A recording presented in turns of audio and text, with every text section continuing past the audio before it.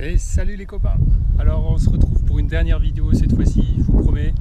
Je vous embête plus avec les techniques de sécurité et de secours.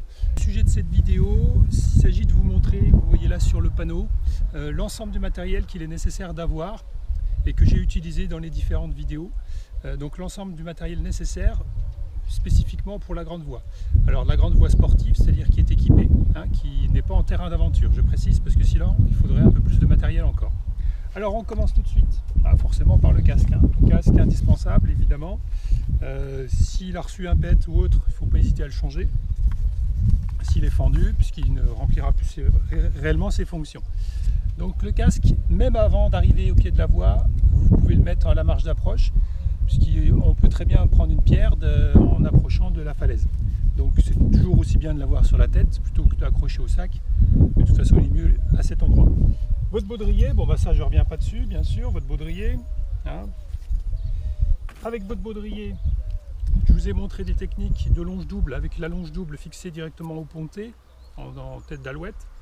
Donc une partie de la longe qui est fixe, la petite, et la longue qui est réglable. Alors ça c'est super pratique pour se vacher au relais, ajuster sa distance de la paroi afin d'être bien placé pour assurer le suivant. Et puis vous l'avez vu dans les vidéos pour les techniques de secours, notamment la remontée sur rappel, c'est extrêmement pratique cette longe réglable. Donc on a fait le tour au niveau du baudrier, de l'installation du matériel. Ensuite on va devoir s'équiper bien sûr de dégaines. Là je vous conseille une douzaine de dégaines. Alors vous pouvez alterner des dégaines courtes, mais alors moins vous en avez, mieux c'est. Parce que les dégaines courtes, elles sont bien sur de la couenne, sur de la voie sportive, mais en grande voie, c'est plutôt déconseillé. On va plutôt travailler le plus possible avec des grandes dégaines. Alors ces dégaines, soit vous en avez des grandes, donc des grandes dégaines comme celle-ci avec une plus longue sangle. Celle-ci elle est un peu plus courte, mais elles sont quand même rallongées par rapport aux dégaines courtes.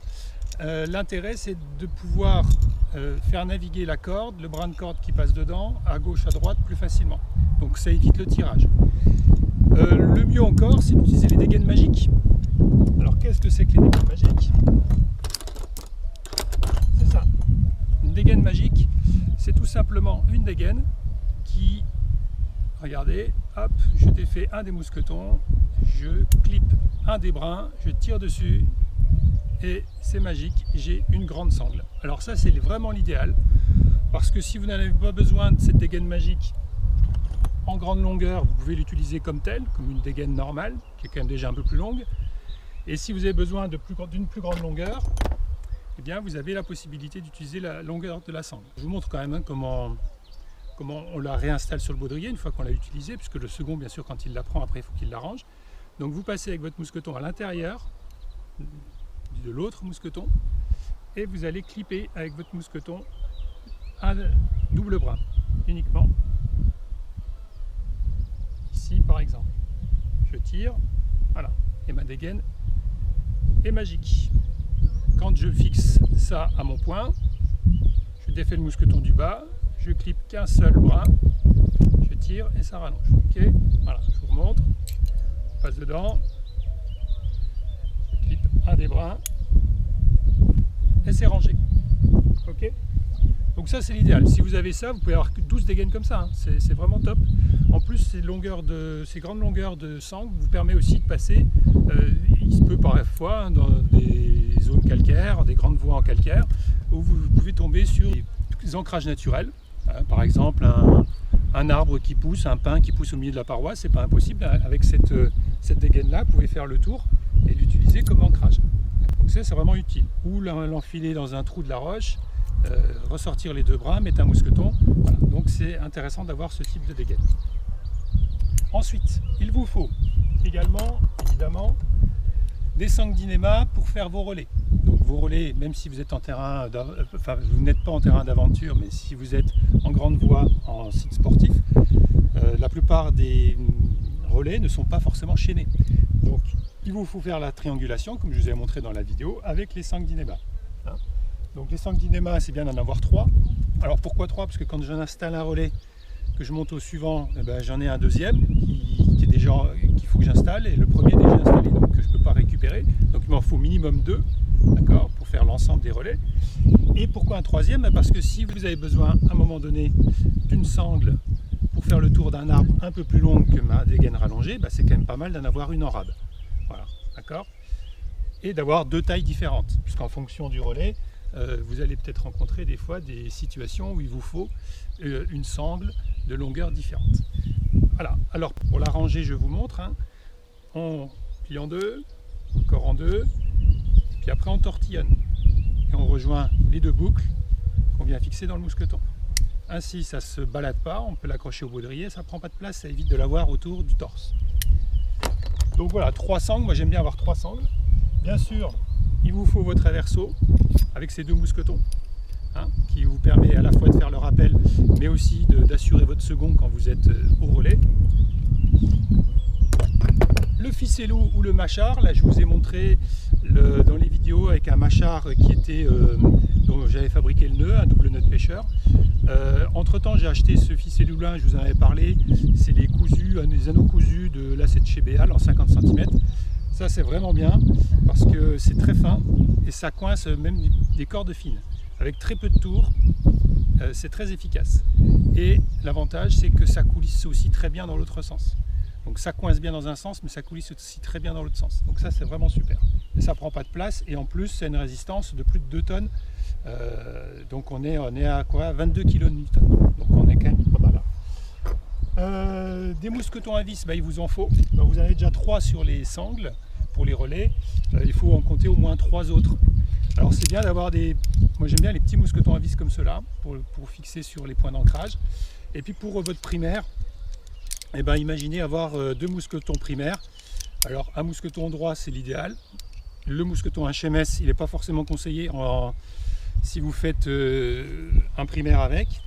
Bon, moi j'aime bien en avoir un quand même, si j'ai besoin de faire une assurance avec un demi-cabestan, donc c'est pas mal d'avoir aussi un mousqueton type HMS comme celui-ci. Voilà, 3 mousquetons en plus, à vis, bien sûr, de sécurité. Et là on passe à la partie technique qu'on a pu voir de secours, d'aide aux seconds. Alors, ce qui est bien à voir, mais c'est toujours pareil, le petit bloc, c'est pas une utilité absolue. Vous pouvez vous débrouiller sans petit bloc, mais avec un mâchard qui va le remplacer. Donc ça c'est possible. Mais sinon le petit bloc est vraiment super pratique, c'est léger et ça fonctionne vraiment super bien. La poulie de traction. Donc là c'est la Microtrax de chez Petzl. Donc ça c'est vraiment indispensable pour faire tous les types de mouflage et des dos seconds. J'aime bien moi avoir un ficellou de rab pour faire un mâchard, ou si j'en perds un, j'en ai toujours un autre de secours. À la limite celui-ci, je suis même pas forcément obligé de l'avoir au baudrier, quoique ça pèse pas lourd, mais si je veux pas qu'il m'encombre, je peux très bien le mettre au fond du sac. Ensuite, grande voie, moi ce que j'aime bien avoir, parce que même si la voie est équipée et qu'il y a des points d'ancrage, les points d'ancrage parfois ils sont très éloignés, donc quand il y a la possibilité de se protéger davantage, moi j'aime bien rajouter d'avoir accroché à mon baudrier au minimum 2 frênes de tailles différentes. Voilà, donc là c'est un fin de 0,3 et celui-là c'est un 0,5, donc de chez Black Diamond, les Camalo C4. Ils sont vraiment super bien. Ils s'accrochent n'importe où et c'est vraiment sécurisant. Si vous n'avez pas de frênes ou de budget pour vous acheter des frênes, parce que ça coûte quand même relativement cher, il est bien d'avoir un jeu. Là j'ai tout un jeu complet de coinceurs. C'est pratique mais il faut savoir les poser quand même. Bon voilà, c'est plus facile de poser un frêne que de poser un coinceur. Avec un frêne on peut avoir toute une plage de fissures possibles, donc on s'adapte beaucoup plus facilement. Avec 2 frênes, 3 frênes, on fait déjà pas mal de fissures et on fait pas mal de blocage facilement. Alors qu'avec ça il faut tomber sur la bonne taille de coinceur. Et ça demande un peu plus d'habitude et d'expérience. Bon, voilà, vous avez un autre frêne un peu plus gros, celui-ci. Bon, après ça, chacun fait comme il le sent. Mais en tout cas, avoir au moins 2 frênes, je pense, c'est pas mal quand même. Et puis, si vous mettez des frênes, pensez à prendre aussi un décoinceur, comme ça. Parce que le second, il peut être vraiment embêté parfois pour décoincer votre frein. Si vous l'avez enfilé dans une fissure et qui des fois il est bien coincé, c'est pas évident d'enfiler ses mains dans la fissure pour atteindre la gâchette. Donc des fois c'est facile à enfiler, mais à retirer c'est plus compliqué. Donc avec cet outil-là, vous allez pouvoir venir ici, tirer sur la gâchette, voilà, comme ceci ou ici, pour essayer de décoincer votre frein et le sortir de la fissure. Donc ça, cet outil-là est vraiment indispensable. Même chose si vous utilisez les coinceurs comme ceci, ça c'est vraiment indispensable. Donc voilà, et puis dernière chose dont je vous ai parlé dans la vidéo, mais ça c'est un plus, hein, c'est donc la grande corde cousue, l'anneau cousu en corde, dynamique, très résistante avec un nœud de bobine. Et puis vous vous souvenez ici avec la confection d'un nœud de cabestan. Voilà. Bon, ça c'est vraiment un plus, mais si vous n'avez pas ça, c'est pas grave. Et puis par contre, ce qui est pas mal quand même, c'est d'avoir un petit cordasson dans le sac. Il n'est pas forcément obligé d'être accroché à votre baudrier, mais au fond de votre sac. Ça pèse pas lourd. Là, il fait 4-5 mètres, je crois, ce cordasson. Et ça vous permet de faire des mouflages type marineur, par exemple. Donc de démultiplier beaucoup les forces. Ou faire une petite rampe, éventuellement, quand vous êtes en traversée, que c'est un peu délicat pour votre second. Ou de l'aider avec ce type de petite cordelette. Voilà. Alors, et puis la dernière chose que je ne vous ai pas montré, quand même au niveau du matériel, c'est ce que j'ai là sur le baudrier. J'ai des maillons rapides, très utiles. Donc là, j'en ai 3. Un peu autonome, horizon vertical. Donc les maillons rapides sont vraiment très utiles en cas de problème. Si vous voulez faire une réchappe au milieu de voie, vous êtes sur une plaquette par exemple, et bien vous voulez redescendre en rappel parce que vous êtes coincé, vous ne pouvez pas aller plus haut, vous posez un maillon rapide, vous passez la corde directement dedans et vous descendez en rappel, par exemple. Donc ça c'est vraiment quand même utile d'en avoir, ça ne coûte rien, vous avez 2-3 maillons rapides sur vous, voilà, ça peut quand même vous aider.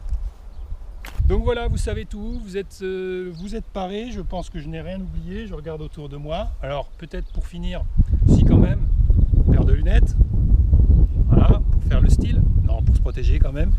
Un peu de crème solaire, vous grimpez au soleil, et pensez à vos épaules, ça crame, ça chauffe. De l'eau, beaucoup d'eau, parce qu'on se déshydrate énormément quand on grimpe en grande voie. Donc de l'eau, quelques petites barres pour reprendre un peu de peps. Et puis pour finir, ce que je vous conseille aussi, c'est d'avoir systématiquement une petite trousse à pharmacie. Il n'y a pas forcément besoin que ce soit très grosse, pour pouvoir parer à des petits bobos et éventuellement soigner avec une petite bande, mettre une compresse. Voilà, ça peut vraiment être intéressant. Certains conseillent aussi un petit tampon hémostatique pour, en cas d'hémorragie, pouvoir faire un pansement de compression enroulé avec une bande. Bon, si vous avez ça, c'est vraiment top. Voilà. Bien, j'espère que vous êtes au point sur tout le matériel qu'il vous faut pour la grande voie, en milieu, encore une fois, pas traditionnel, hein, pas du trad, parce qu'en trad, c'est sûr que là, il vous faudrait tout un équipement de type coinceur et frein beaucoup plus conséquent. Donc là, on reste en grande voie, équipé avec des relais qu'il faut soit compléter, trianguler, mais là, vous avez vraiment de quoi faire. Voilà.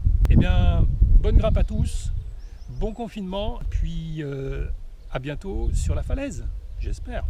Ciao, ciao!